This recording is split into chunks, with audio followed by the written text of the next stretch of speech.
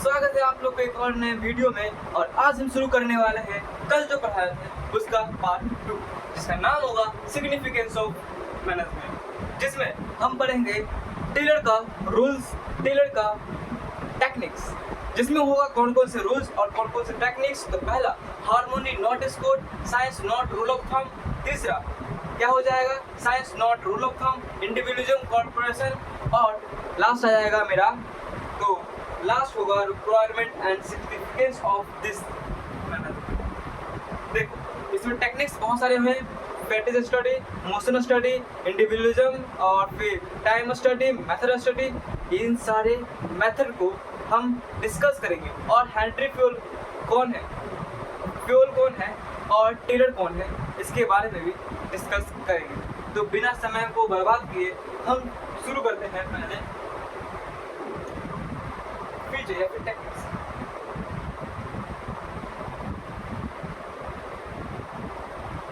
Techniques है जिसमें हम समझेंगे कि फ्यूल ने जो टेक्निक्स दिया वो तो ठीक है, वो किसके लिए थे, लेकिन टेलर ने जो टेक्निक्स दिया वो किसके लिए दिया और वो किस वजह से दिया और किस कारण से दिया, इसको देखेंगे। पहले समझते हैं कि जो टेलर ने टेक्निक्स दिया उसका मतलब क्या होता है। देखो जो टेलर है वो हमारे फादर ऑफ इकोनॉमिक तो नहीं, बट वो हमारे जो टेक्निक्स हैं, हमारे जो प्रिंसिपल्स हैं वो दिए हैं। 4 प्रिंसिपल और 7 या फिर 8 टेक्निक्स दिए। कौन कौन से हैं देख लेते हैं। पहले सबसे पहले हम देखेंगे कि होता क्या है। मान लो ये और ये एक ऑर्गेनाइजेशन है, ठीक है। इस ऑर्गेनाइजेशन के पास 14 प्रिंसिपल है और इसके पास सिर्फ 4 प्रिंसिपल और 8 टेक्निक्स है। तो तुम्हें क्या लगता है कि ये 14 प्रिंसिपल से ये सारा ऑर्गेनाइजेशन चल सकता है? क्या तुम्हें लगता है कि ये सिर्फ इसी से ये ऑर्गेनाइजेशन चल सकता है? नहीं, ऐसा कभी नहीं होता है। जब कोई बिजनेस चलती है तो उसमें टेलर का प्रिंसिपल और फ्यूल का प्रिंसिपल दोनों अप्लाई होता है। टेलर का प्रिंसिपल कंपलसरी नहीं होता, लेकिन फ्यूल का प्रिंसिपल कंपलसरी होता है, क्योंकि फ्यूल का प्रिंसिपल में हमारे ह्यूमन बिहेवियर को दर्शाती है, लेकिन टेलर के प्रिंसिपल में हमारे मशीनरी लेवल, मशीनरी कैपिटल और कैपिटलिस्टिक को दर्शाती है। इसमें क्या क्या होगा, कैसे काम होगा, कैसे हम अपने रिसोर्स को अच्छी तरीके से यूटिलाइज कर सकते हैं और कैसे अपने गोल को अचीव करने में मिनिमम टाइम लगा, मिनिमम कॉस्ट लगा सकते हैं, इसी को बताता है टेलर। पहले समझते हैं कि ये होता है क्या होता है। तो to discuss the traditional approach, क्या ट्रेडिशनल अप्रोच को हटाकर अपना साइंस टेबल यानी सिग्निफिकेंस टेबल अपना अप्रोच लगाता है। कौन कौन सा अप्रोच होगा देखते हैं। फीचर्स पहला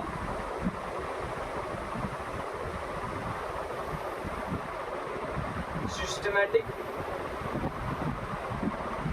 अप्रोच, यानी कि ये जो काम होगा एक सिस्टम से चलेगा। जैसे स्पाइरल चेन चलता है एक सिस्टम से, उसी तरह ये भी एक सिस्टम से चलेगा कि कैसे चलना है, कैसे कम्युनिकेशन होगी और कैसे काम को डिवाइड की जाएगी वर्कर के आधार पर, स्किल्स के आधार पर और जॉब के आधार पर। जैसे मिडिल लेवल, टॉप लेवल और बिलो लेवल होता है, जस्ट लाइक वैसे। फिर आता है क्या, तो ब्रिंग कंप्लीट,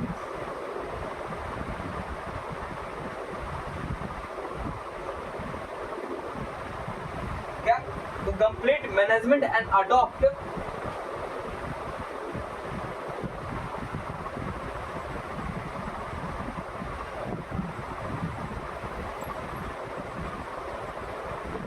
क्या हो जाएगा, adopt the more scientific management.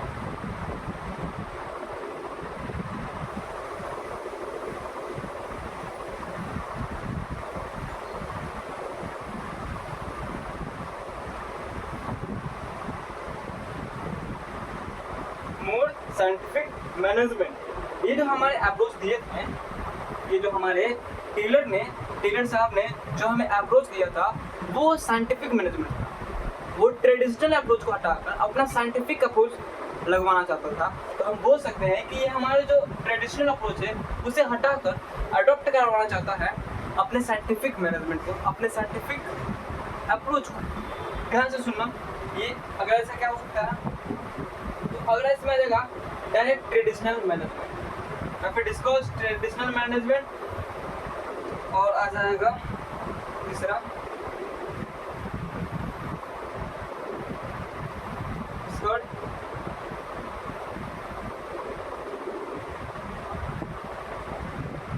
Traditional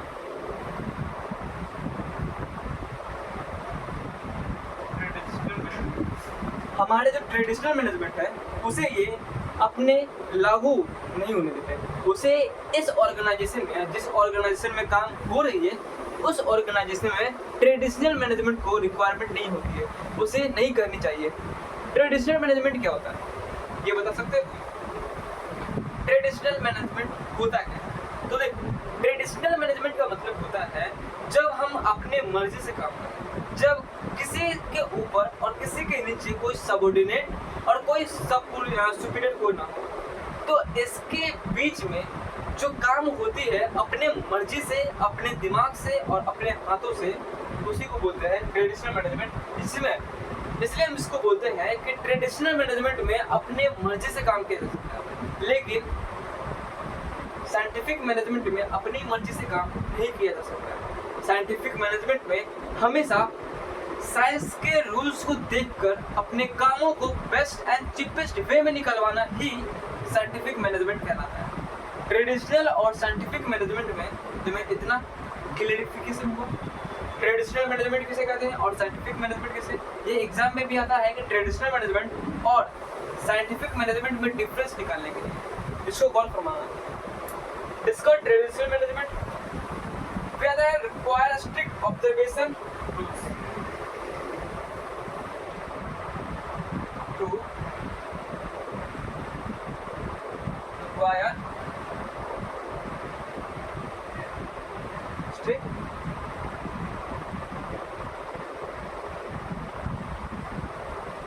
observation rules, यानी इसने जो 4 प्रिंसिपल्स दिए थे, कौन कौन से? Harmony not discord, subordination to individualism, science not rule of thumb, and development of each and every person to his and her. ये जो 4 प्रिंसिपल है, इन चारों प्रिंसिपल को स्ट्रिक्टली ऑर्गेनाइजेशन में लगानी पड़ेगी। ऑर्गेनाइजेशन में ये हमेशा लागू होगी, चाहे फ्यूल ने जो 14 प्रिंसिपल दिया था वो होना हो, लेकिन ये कंपलसरी है कि वो ही जरूर होगी, लिख के कहते हैं, क्योंकि इसमें वो सारे मैनेजमेंट में आते हैं जो मशीनरी से काम करती है, जो ऑर्गेनाइजेशन को ग्रोथ करने के लिए काम करती है, इसलिए इसमें ये लागू होती है। 4 हो गया। 5वां क्या हो सकता है? Improve the efficiency of worker,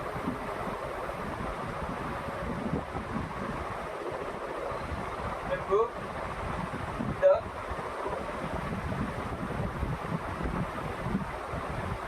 efficiency of worker. हमारे वर्कर के काम को ये इम्प्रूव कर देता है। कैसे? अच्छा बताओ, अगर हम टाइम स्टडी लगा देंगे, पैकेज स्टडी लगा देंगे, मोशन स्टडी लगा देंगे, तो क्या ऐसा तुम्हें नहीं लगता है कि जितने भी स्टडी हो रहे हैं वो एक एम्प्लॉय के बीच की हो रही है? एम्प्लॉय अपने काम को अच्छी तरीके से यूटिलाइज कर सके, अपने रिसोर्स को कम से कम वेस्ट कर सके। ऐसा होगा कि नहीं? आगे जब हम देखेंगे तो ये हमारे कॉन्सेप्ट को क्लियर कर देगा कि हुआ इम्प्रूव एफिशिएंसी ऑफ वर्कर क्यों हुआ, इम्प्रूव ही क्यों हुआ, इसको भी देखेंगे। बस आगे 5 मिनट की काम है। तुमने देखा 5 और भी बता सकते हैं, बट इतना तुम्हारे लिए मेंटेन हो जाएगा। ये है क्या और इसलिए क्या? ये क्या है? फीचर्स।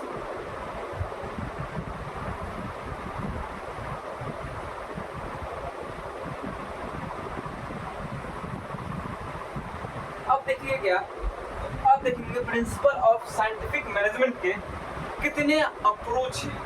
ठीक है, याद रखो, अप्रोच अप्रोच अप्रोच अप्रोच या फिर ऐसे बोल सकते हैं रूल ऑफ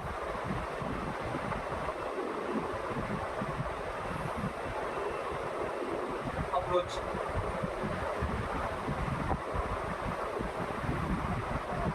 ये फीचर और ये है रूल ऑफ अप्रोच, जिसमें हमने 4 प्रिंसिपल देखे। कौन कौन से देखते हैं, कौन कौन से? पहला, साइंस नॉट रूल ऑफ, पहले लिख लेते हैं फिर समझा देंगे क्या है क्या नहीं। फिर cooperation to individualism, harmony not, इसको पहले लिख देते हैं।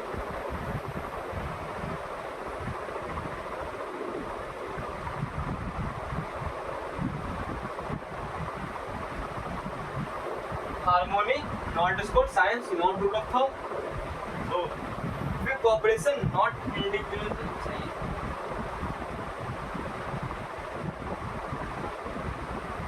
कोऑपरेशन नॉट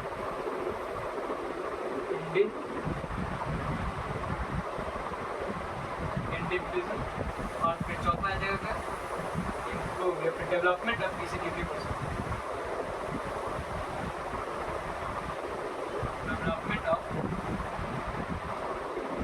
each and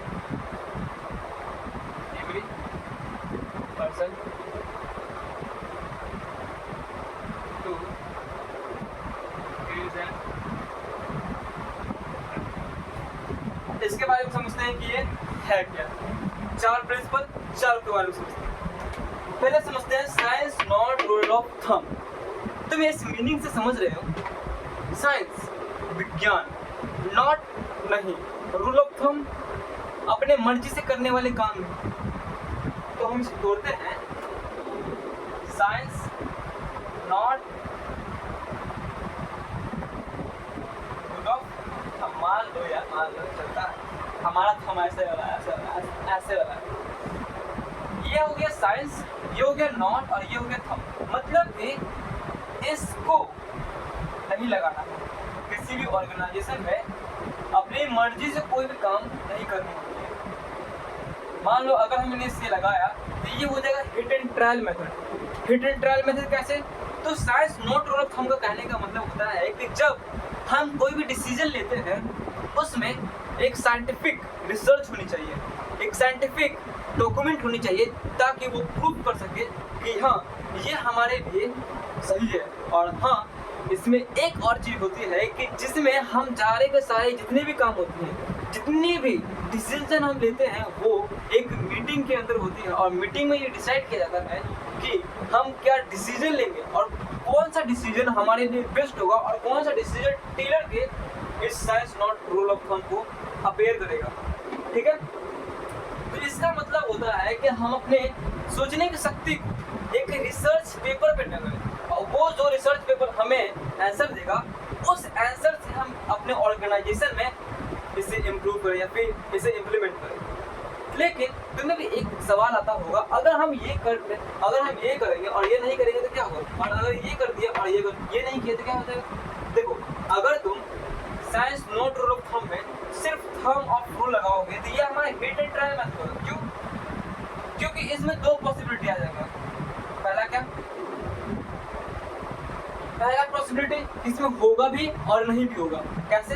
अगर मान लो तुम्हारा गोल है 78% पढ़ाना, 7.8% से अपने सेल्स को बढ़ाना, तो इस सेल्स को बढ़ाने के लिए तुम अपने मर्जी से अपने मार्केट के तुम्हारे आसपास जो मार्केट है उस मार्केट में ये देखोगे कि किस मार्केट का, किस शॉप में किसका ज़्यादा डिमांड है। तुम उसके डिमांड को देखोगे और वो क्या अप्लाई किया तो तुम सीधे इसको अप्लाई कर दोगे बिना प्रोडक्ट को जांच किए कि उसका प्रोडक्ट और तुम्हारा प्रोडक्ट अलग है। देखो कैसे, मान लो ये और ये भी है, ये बनाता है शूज और ये बनाता है लैपटॉप। तो तुम्हें क्या लगता है कि शूज में जो मार्केटिंग स्ट्रेटेजी लगाई है क्या वो लैपटॉप के स्ट्रेटेजी में काम कर देगी? ऐसा कभी नहीं होता। क्यों? क्योंकि ये दोनों का सेगमेंट अलग होता है, दोनों अपने अपने जगह पर सही है, बट अपने अपने जगह पर अगर कंपेयर करें तो वो गलत है। इसलिए बोला गया कि जब तुम मार्केट में रिसर्च करो तो उसमें भी तुम्हें देखना पड़ता है कि हमारे शॉप कौन कौन से हैं, हमारे कंपटीशन कौन कौन से हैं, हमारे जो डीलर है वो कौन कौन से मार्केटिंग स्ट्रेटेजी लगाई है और उस मार्केटिंग स्ट्रेटेजी में हमारे लिए कौन सी स्ट्रेटेजी बेस्ट है, इसी को बोलते हैं हमारा साइंस रूल थंब। यानी कि साइंटिफिक रिसर्च कर कर जो डिसीजन आती है उसे ही को बोलेंगे हम scientific decision, science not rule of thumb. इतना याद रखना, इसको समझ गया। फिर आता है क्या, harmony not discord, science not rule of thumb complete, harmony not Discord. देखो हार्मोनी नॉट डिस्कॉर्ड का मतलब क्या होगा, तुम इस वर्ड से समझ रहे हो हार्मोनी, इसका मतलब समान या फिर ऐसे बोल सकते हैं एकता, और इसको बोलेंगे झगड़ा या फिर विवाद। एकता नॉट नहीं, अरे यार विवाद, तुम्हें लग रहा है एकता नहीं और विवाद, हार्मोनी नॉट डिस्कॉर्ड।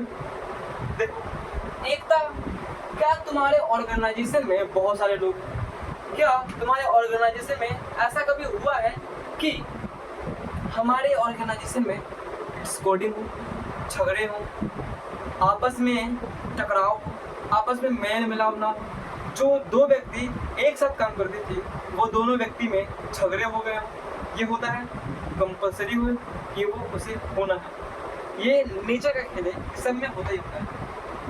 तो इसने बोला कि हार्मोनी नॉट डिस्कॉर्ड होना चाहिए, जिसमें हमारे जो ऑर्गेनाइजेशन में लोग हैं उस ऑर्गेनाइजेशन के लोगों को एकत्रित कर एकता में लाना होगा। अगर वो एकता में नहीं आएगा तो हमारा जो ऑर्गेनाइजेशन है वो डूब जाएगा। जस्ट एग्जाम्पल तुम यहाँ से समझ सकते हो कि मान लो ये है कोई टॉप लेवल, टॉप लेवल के नीचे कौन कौन सा रहेंगे, मिडिल लेवल, डिपार्टमेंटल क्या हो जाएगा, परचेज, प्रोडक्शन और फाइनेंस, एचआरएम, मार्केटिंग। अगर इनके बीच में इनका रिलेशन ना हो, इनके बीच में इनका रिलेशन ना हो, इनके बीच में इनका रिलेशन ना हो और इनके बीच में इनका रिलेशन ना हो, तो क्या होगा। देखो ज़्यादा तुम्हें लोड नहीं लेना है, मान लो ये और ये सबका मैनेजर अलग अलग है,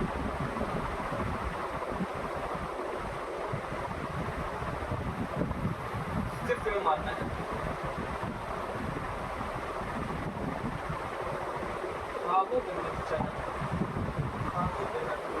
इन सबका मैनेजर अलग अलग है, इन सबका मैनेजर का काम क्या क्या है, इसका काम है प्रोडक्शन करना, इसका काम है क्या क्या क्या क्या सेल करना, इसका काम है फाइनेंस देखना, इसका काम क्या है ह्यूमन रिसोर्स बनाना यानी कि HR, और इसका क्या काम है मार्केटिंग। क्या तुम्हें ऐसा लग रहा है कि ये सारे लोग आपस में मिले हुए हैं, आपस में एकजुट हैं? अगर किसी का काम एक दूसरे से ना हो, अगर कोई एक दूसरे से बात ना करे तो कोई एक काम रुक सकता है, हो सकता है, क्यों नहीं हो सकता है, क्योंकि ये ऑर्गेनाइजेशन है, इस ऑर्गेनाइजेशन के पास जो प्रोडक्ट बनती है मान लो वो है मैगी, ठीक है, ये मैगी किस प्रकार से बनेगी ये प्रोडक्शन डिसाइड करता है, यानी कि कैसे बनेगी ये, ठीक है, मान लिया प्रोडक्शन से ये कैसे बनेगी, फिर जब प्रोडक्शन हुआ तो उसकी मार्केटिंग कैसे होगी, इसको डिसाइड करने के लिए प्रोडक्शन को मार्केटिंग से बात करना पड़ेगा। प्रोडक्शन को मार्केटिंग से बात करना है, ठीक है, प्रोडक्शन को मार्केटिंग से बात करना पड़ेगा, और मार्केटिंग को किससे बात करने पड़ेगा, क्योंकि मार्केटिंग को पैसा चाहिए, जब वो पैसा लगाएगा तभी तो वो पोस्टर बनाएगा, तभी तो वो मार्केट में जाकर साटेगा, एडवर्टाइजमेंट करेगा, तभी ना होगा। तो मार्केटिंग को क्या चाहिए, फाइनेंस, पैसा चाहिए। फाइनेंस को क्या चाहिए, तो फाइनेंस को वो सारे जानकारी चाहिए जो हमने बेचे, जो हमने पैसे खर्च किए, तो उसका कहाँ से आएगा? उसका आएगा फाइनेंस को सेल्स से। सारे काम परचेज एंड सेल्स यही कर रहा है सेल्स मैनेजर। तो तुम्हें ऐसा लग रहा है? अच्छा एक और चीज, अब सेल्स हुआ, मान लो सेल्स में लोग कम हो गए, 4 लोग पहले से काम कर रहे हैं, एक और लोगों की जरूरत है। मान लो 4 लोग हैं, 4 लोग ठीक से काम कर रहे हैं, लेकिन हमारे काम बढ़ गए, हमारी प्रोडक्टिविटी बढ़ गई, तो हमें 4 लोगों की और जरूरत है। तो 4 लोगों की जरूरत से क्या हमारा ऑर्गेनाइजेशन बन सकता है? इसलिए अब ये जो सेल्स मैनेजर है ये किसे ढूंढेगा? ये ढूंढेगा ह्यूमन रिसोर्स मैनेजमेंट को, जिसमें हमारे मैनेजर अपने स्टाफ्स को एक्वायर करेंगे, यानी कि वो अनएम्प्लॉयमेंट को एम्प्लॉयड करेंगे। ठीक है, देखो यहाँ पर कंडीशन क्या है? मैगी बना, तो मैगी कैसे बनेगा? प्रोडक्शन के मेथड से। प्रोडक्शन मेथड हुआ, इसके बाद मार्केटिंग कैसे होगा? यहाँ से होगा मार्केटिंग मैनेजर से। फिर मार्केटिंग मैनेजर फाइनेंस लेगा, पैसा किससे लेगा? फाइनेंस मैनेजर से। फाइनेंस मैनेजर अपना सारा का सारा डाटा कैसे लेगा? तो सारा डाटा लेगा सेल्स मैनेजर से। और सेल्स मैनेजर का अगर कोई एम्प्लॉय घट गया तो उसे कैसे फुलफिल किया जाएगा? तो ये होगा HRM से, यानी कि ह्यूमन रिसोर्स मैनेजमेंट से। इतना क्लियर है? तो देखो अगर मान लो हम ये HRM को ही काट देते हैं तो क्या होगा? सेल्स मैनेजर और HRM मैनेजर में डिस्प्यूट हो गया, लड़ाई हो गया, तो क्या तुम्हें ऐसा लगता है कि वो सेल्स मैनेजर को दोबारा वो स्टाफ देगा? कभी नहीं देगा, क्योंकि लड़ाई हुआ है तो उसमें ईगो होता है, उसमें ऐसा ईगो होता है कि हम इसको करेंगे ही नहीं तो करेंगे नहीं, इसको डुबा देंगे, सीधे मार देंगे, मुँह मार देंगे, इतना याद। यानी कि इसमें एक कंडीशन आ गया कि हम इसे कुछ नहीं देंगे, सेल्स मैनेजर कुछ नहीं मिलेगा। अगर सेल्स मैनेजर को कुछ नहीं मिलेगा तो वो जो 4 वर्कर थे पहले काम करने वाले, उस 4 वर्कर पे लोड पड़ना भारी हो जाएगा। यानी कि वो जो 4 वर्कर आने वाले थे, 4 वर्कर का जो लोड था वो इस 4 वर्कर के लोड पे चला जाएगा, और इससे इसकी भी तबीयत खराब हो गई थी, ये भी छोड़कर भाग जाएगा। तो क्या हो जाएगा? सेल्स मैनेजर का पूरा स्टाफ ही खाली हो गया। सेल्स मैनेजर का फिर सेल्स एंट्री कैसे होगा? परचेसिंग कैसे हो जाएगा? सेल कैसे होगा? ये ध्यान रखना पड़ता है। चलो मान लेते हैं फाइनेंस मैनेजर से नाता कट गया, तो फाइनेंस मैनेजर से कटेगा तो पैसा कहाँ से मिलेगा मार्केटिंग मैनेजर को? कभी सोचा है मार्केटिंग मैनेजर को पैसा कहाँ से मिलेगा? ये भी एक सोचने वाली बात है। फिर क्या हो सकता है? मान लो हम प्रोडक्शन मैनेजर को और मार्केटिंग मैनेजर का पैसा ही काट देंगे। प्रोडक्शन बन रहा है, मार्केटिंग मैनेजर को खबर ही नहीं कि हमें क्या एडवर्टाइज करना पड़ेगा। ये भी तो प्रॉब्लम है ना। कुछ तो हमें जानकारी चाहिए जिससे मार्केटिंग मैनेजर प्रोडक्शन मैनेजर की प्रोडक्ट को एडवर्टाइज कर सके।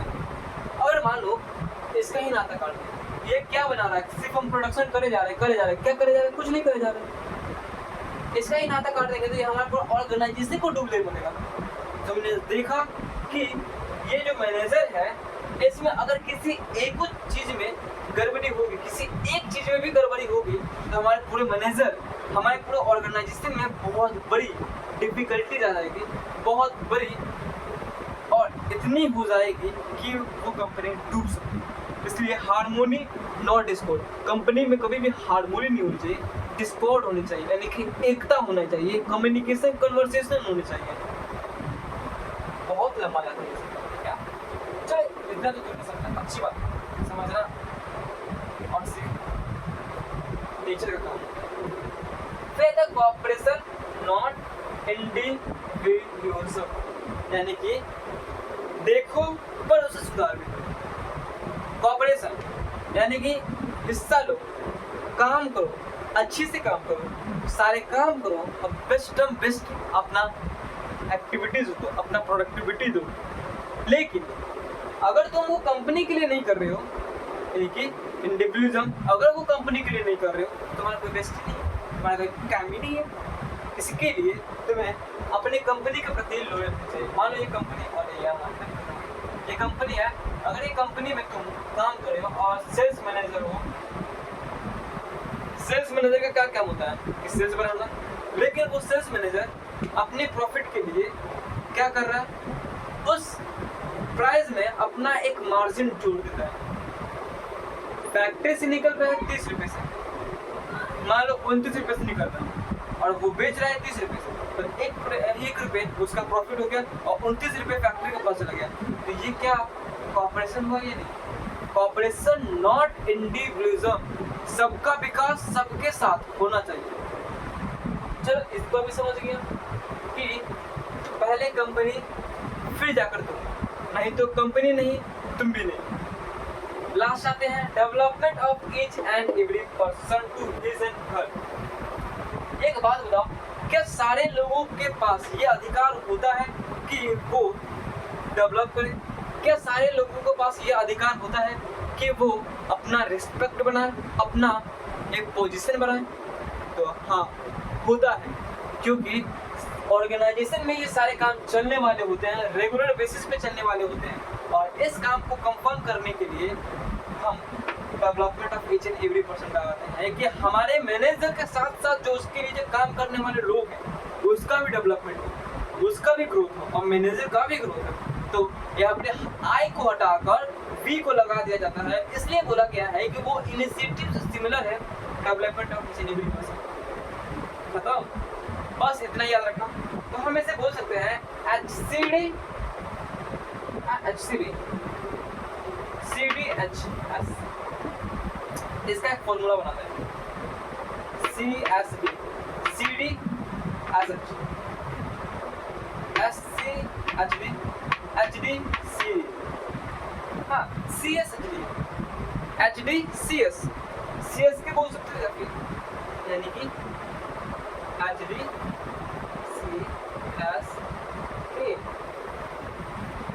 जो हमारा फॉर्मूला C को हटाकर S के लगा देगा तो हो जाएगा HDCSK। ये हुआ मेरा पूरा का पूरा टेक्निक्स कंप्लीट। लेकिन एक और चीज है जो है टेक्निक्स के बारे में। ये जो प्रिंसिपल हो गया ना, टेक्निक्स देखते क्या होगा, इधर ही देख लेते क्या होता है। ओह गॉड, टेक्निक्स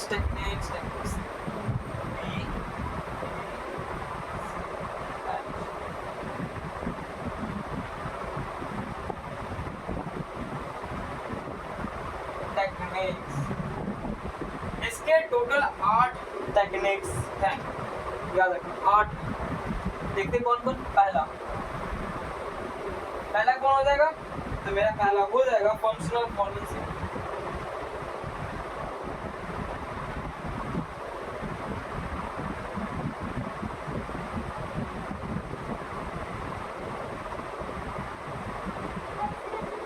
देखेंगे एक्सप्लेन करेंगे बाद में, पहले आप इसको देख लेते हैं, लिख लेते हैं, तब जाकर से जाएगा।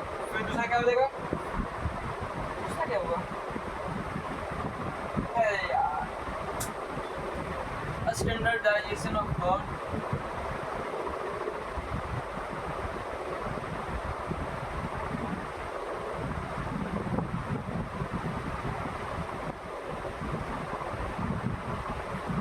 तीसरा क्या होगा? तीसरा होगा सिंप्लीफिकेशन।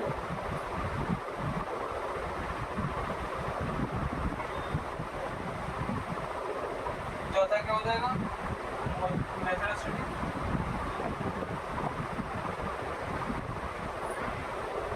पांचवा क्या होगा? डायवर्सिटी। छठा क्या होगा? Weightage study.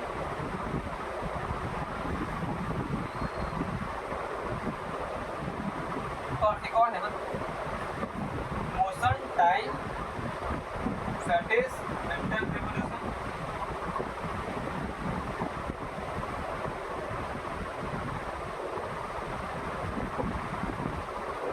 आठवां क्या हो जाएगा? Different wages system.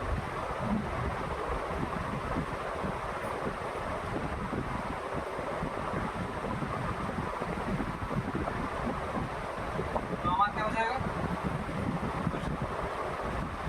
8 फंक्शन मेरे पास देखो कौन कौन सा? Functional foremanship, standardisation of work, simplification, motion study, time study, weightage study, mental revolution और डिफरेंट वेजेस सिस्टम। इसको समझते हैं कि ये है क्या। फंक्शनल फॉर्मेंसी पहले समझते हैं। फंक्शनल फॉर्मेंसी का मतलब होता है डिसीजन लेने का वो तरीका जो एक ऑर्गेनाइजेशन में होती है वो किस तरह से होती है वो देखते हैं। जैसे हम दो पार्ट में डिवाइड करते हैं, ठीक है। एक हो जाएगा क्या, प्लान बेस, ठीक है, plan base plan base plan, और एक हो जाएगा क्या, पॉलिसी। पॉलिसी मतलब नाम बहुत, इसमें क्या क्या आ जाएगा, कलर या फिर instruction counter,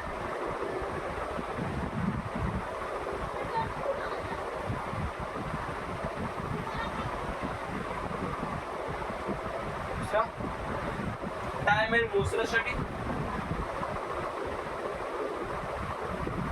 time and motion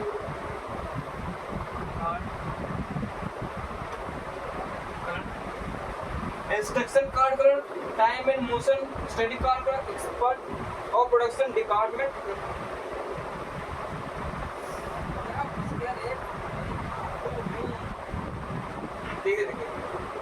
standardisation of, अच्छा इसमें क्या हो जाएगा, गैंगोस,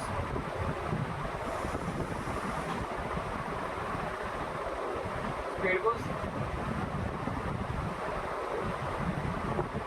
और रिपेयर गोस, और एक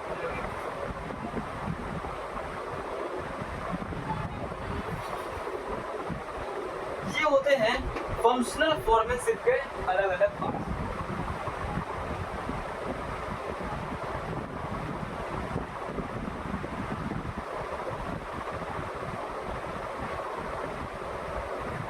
देखो इधर जितने भी हैं प्लान के अकॉर्डिंग और इधर जितने भी प्रोडक्शन के अकॉर्डिंग। प्लान के अकॉर्डिंग में इंस्ट्रक्शन कार्ड कलर आ जाते हैं, इंस्ट्रक्शन वो सारे चीजें आ जाते हैं जो हमारे हो जाएंगे क्या, experiment, guard colour, cost colour, discipline officer and etcetera.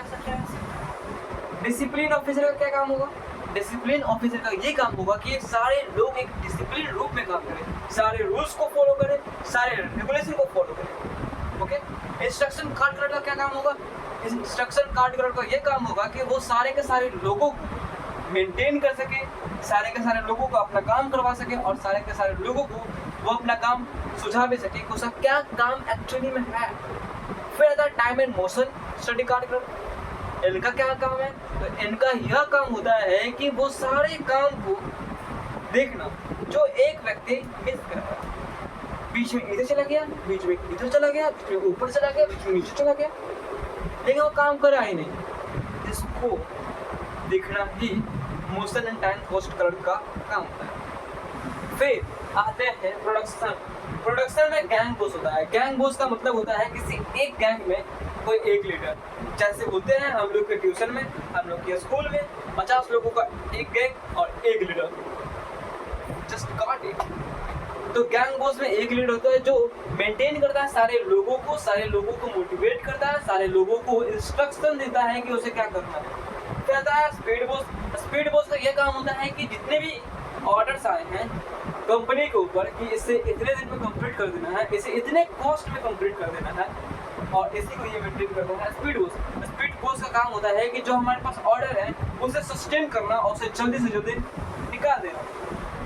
फिर जाता है रिपेयर बॉस। रिपेयर बॉस का क्या काम है, रिपेयर बॉस का ये काम होता है कि जब कोई मशीन खराब हो जाता है, जब कोई मशीन में कुछ तकनीकी प्रॉब्लम आ जाती है, उस प्रॉब्लम को ये सॉल्व करते हैं, इसे बोल रहे हैं रिपेयर बॉस। फिर आता है इंस्ट्रक्शन इंस्पेक्टर। इंस्पेक्टर का काम होता है कि जो गुड्स निकल रही है प्रोडक्शन के बाद, हमने जो मैगी बनाया था उस मैगी के प्रोडक्शन हुआ है, वो जो मैगी बनी है उसको देखना कि वो सही है या फिर नहीं है, हार्मफुल है या फिर ठीक है, सस्टेन कर सकती है मार्केट में या फिर नहीं, इसको दिखाती है इंस्ट्रक्शन कार्ड पर। ये हुआ हमारा पॉलिसी एंड प्लान। अब आते हैं स्टैंडर्डाइजेशन ऑफ वर्क। सीधी सी बात है, स्टैंडर्डाइजेशन काम को सीधी बात है, अलग अलग व्यक्ति को अलग अलग काम देना और अलग अलग लोगों को अलग अलग इंस्ट्रक्शन देना ही होता है इंस्ट्रक्शन कार्ड कलर। पहला सिंप्लीफिकेशन। सिंप्लीफिकेशन का मतलब होता है जितना तुम उस काम को सिंपल कर सको, जितना अपने काम को अच्छी तरीके से एक्सप्लेन कर सको और सस्टेन कर सको, उसे बोलेंगे सिंप्लीफिकेशन। मान लो ये है क्या, मार्कर। इस मार्कर को खोलने में अगर हम इधर से खोलेंगे, जैसे पेन तुम खोलते हो, अगर हम वैसे खोलेंगे तो कभी नहीं खुलेगा, ये कभी नहीं खुलेगा। लेकिन इसमें तुम्हें मेंशन किया गया है कि तुम्हें इसे rotate, anti close wise rotate करना। अगर तुम इसे रोटेट करोगे एंटी क्लोज वाइज तो ये खुल जाएगा। देखो कैसे, अरे भाई हाँ देखो ये खुल गया ना, एंटी क्लोज वाइज रोटेट किए तो ये खुल गया। इसे किस लिए खुला, तो इसमें मेंशन किया गया है कि तुम इसे ऐसे खोलोगे तो खुलेगा, अगर नहीं खोलोगे तो कभी खुलेगा ही नहीं। इसी को बोलते हैं सिंप्लीफिकेशन, कि तुम्हें यह बता देना कि ऐसे काम होगा, ऐसे काम नहीं होगा, या फिर उस काम को इतना सिंपल कर देना कि वो कॉमन हो जाए, सिंप्लीफिकेशन हो जाएगा। फिर आ जाएगा मेथड स्टडी। मेथड स्टडी का क्या काम होता है? देखो मेथड स्टडी का मेन काम होता है कि जो हम प्रोडक्शन कर रहे हैं, हम जो गुड्स प्रोड्यूस कर रहे हैं, उस गुड्स में जो मशीनरी यूज हो रही है, जो प्रोडक्शन के मेथड यूज हो रही है, क्या वो बेस्ट तरीके से हो रही है, क्या उसे हम अच्छी तरीके से देख पा रहे हैं, उसी को बोलते हैं motion study.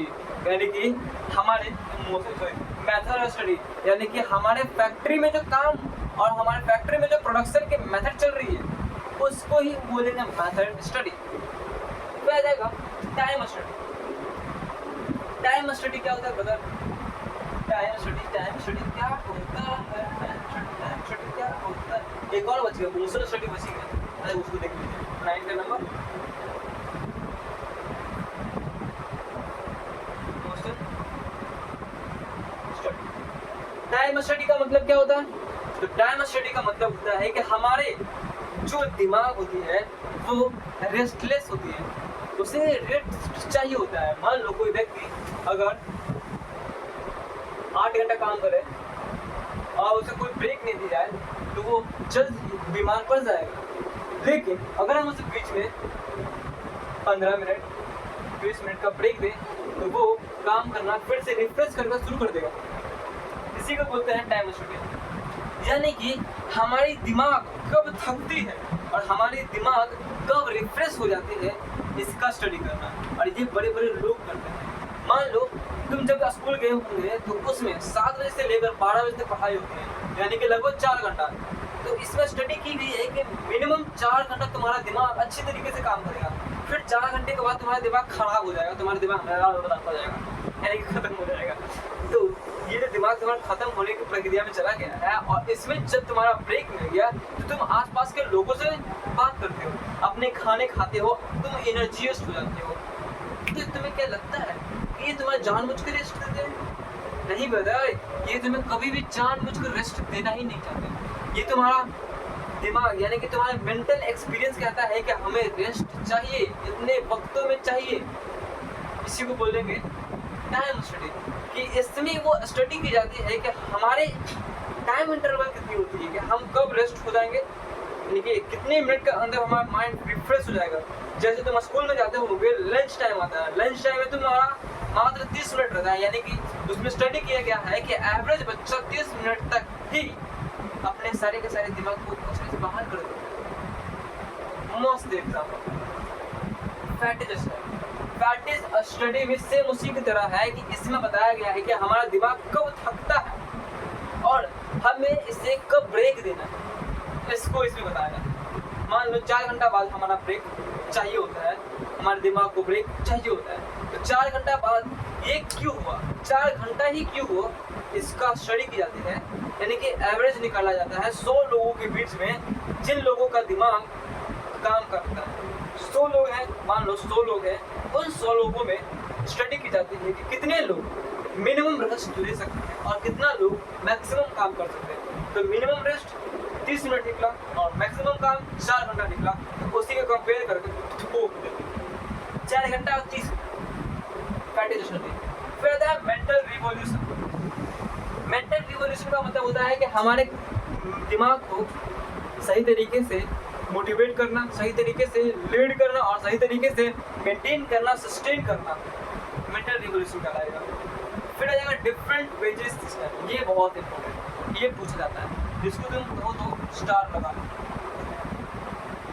Different wages system इसका मतलब होता है कि दो व्यक्तियों के बीच में उनके काम के आधार पर उसे वेजेस देना, उसके काम के आधार पर उसके काम को और उसके काम के आधार पर उसको सैलरी देना। जस्ट एग्जांपल तुम ज़्यादा समझ सकते हो। मान लो ये दो व्यक्ति हैं, अगर ये दोनों ये 8 घंटा काम में, ठीक है, मान लेते हैं मैनेजर ने बोला था कि 200 प्रोडक्शन करने पर तुम्हें मिलेगा 400, ये अगला केस आएगा।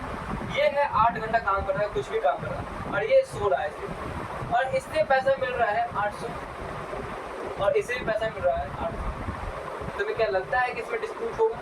बिल्कुल होगा, क्योंकि ये काम नहीं कर रहा है तो इसको 800 मिल रहा है, और ये काम कर रहा है तो इसको 800 मिल रहा है। समझ में आया? इसलिए इसे बोला गया कि डिफरेंट वेजेस सिस्टम लाया जाए। यानी कि अगर कोई मैनेजर ऑर्डर दे कि 100 गुड्स बनानी है, एक दिन में 100 गुड्स बनानी है, और अगर दो व्यक्ति मिलके एक दिन में 100 गुड्स नहीं बना पाता है तो उसके गुड्स के आधार पर पैसा दिया जाए। यानी कि मान लो एक गुड्स पे उसे 15 रुपये मिल रहे तो 100 गुड्स पे उसे कितना पैसा मिलना चाहिए, जिसको बोला गया।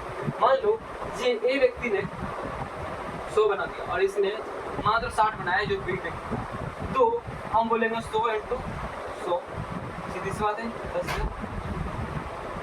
फिर आता है इसमें 60 इंटू 100, 100 इंटू 60, ठीक है 6,000। तो इसको 6,000 मिलेगा और इसको 10,000 मिलेगा। सीधी सी बात है, कंपल्सरी है, क्योंकि जितना काम होगा उतना काम करवाना चाहिए। अगर वो काम ही नहीं करे तो बेकार का पैसा क्यों देंगे। अब आते हैं मोशन स्टडी। मोशन स्टडी का मतलब होता है कि हमारे मोशन को देखना, हमारे कामों को देखना, हमारे डांसों को देखना। इसको दिखाता है कि हम अपने काम को कितने बेहतरीन रूप से कर रहे हैं, हमारे कितने चाले हैं जो अपने काम से प्रत्येक हट जाती है। चलो मानते हैं जैसे ये व्यक्ति है बैक बेंचर,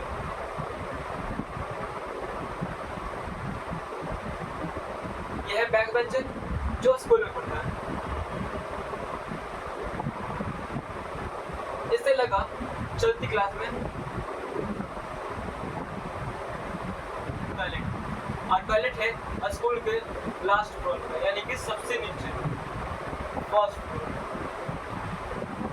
और इसका मकान यानी कि इसका जो क्लास हो रहा है वो है 6th फ्लोर पे। तो तुम्हें क्या लगता है कि सीधी बच्चा है ये? क्या सीधा बच्चा है? कभी बनेगा? ये कभी सीधा बच्चा है ही नहीं, ये तो बैक बेंचर है। और बैक बेंचर का एक खासियत होता है कि वो टहलते टहलते जाता है। मान लो इसका फ्लोर 1 पे है और ये 6th फ्लोर पे, तो ये ऐसे जाएगा, ऐसे जाएगा, ऐसे जाएगा, ऐसे जाएगा, सबसे बात करते करते करते करते फिर वापस जाएगा, फिर ऊपर जाएगा, फिर ऊपर जाएगा। और एक बात याद रखिए, हमेशा 4 से 5 लोगों को लेकर जाता है, इधर जाएगा, इधर जाएगा, इधर जाएगा, इधर जाएगा, इधर आठा जाने के बाद ये आता है यहाँ और फिर जाता है वापस। ऐसे नहीं जाएगा, वो जाएगा ऐसे ऐसे ऐसे ऐसे ऐसे ऐसे, तब जाएगा 6th फ्लोर जाएगा। यानी कि पूरा का पूरा 2 लेक्चर मिस कर देता है इतना देरी में। तो इसी से बचने के लिए प्रिंसिपल ने सोचा क्यों ना हम बाथरूम को क्लासरूम के बगल में लगा दें। क्या ऐसा हो सकता है? 6th फ्लोर पे क्लास है और 1st फ्लोर पे क्लास है, तो 1st फ्लोर पे ये टॉयलेट लगा दे और 6th फ्लोर पे भी टॉयलेट लगा दे। दोनों में टॉयलेट लगा देंगे तो मेरा काम चल जाएगा, बिल्कुल चल जाएगा। अगर हमने दोनों लगा दिया तो हमारा मोशन स्टडी हो जाएगा, हमारा काम निकल जाएगा, हमारा सारा का सारा काम निकल जाएगा। और इसमें पूरा का पूरा टेक्निक्स और पूरा का पूरा प्रिंसिपल हमने आज सीखा। सारा प्रिंसिपल, सारा टेक्निक्स और पार्ट 2 आज मेरा ही खत्म होता है। पिछले पार्ट में हमने देखा था टेलर के फ्यूल के प्रिंसिपल्स, जिसमें 14 प्रिंसिपल थे, different, increasing, diminishing and structuring. फिर आता है टेलर के बारे में, टेलर के फीचर्स, इंपॉर्टेंट्स, प्रिंसिपल्स और टेक्निक्स 4, रूल्स 4 और टेक्निक्स 9। और आज का सेक्शन हमारा होता है खत्म। तब तक के लिए धन्यवाद।